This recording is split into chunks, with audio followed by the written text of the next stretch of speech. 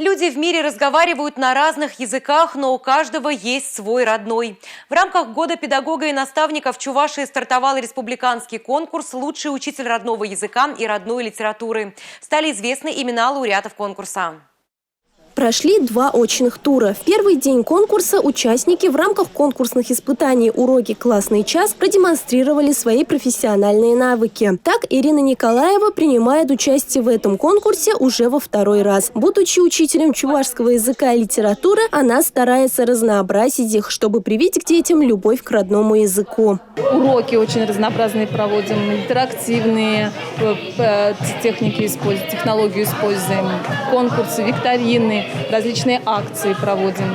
Пытаемся заинтересовать детей, чтобы им понравился язык, чтобы они полюбили его. В конкурсе приняли участие 19 учителей родного языка и литературы из 19 муниципальных округов республики. У нас в этом году в Чувашской республике проводится 11 профессиональных конкурсов для педагогов, в том числе и для преподавателей родного языка и литературы. Родной язык изучается родной русский язык, родной чувашский язык, родной мордовский язык и родной татарский язык. 4 языка у нас в качестве родного языка в школах выбраны.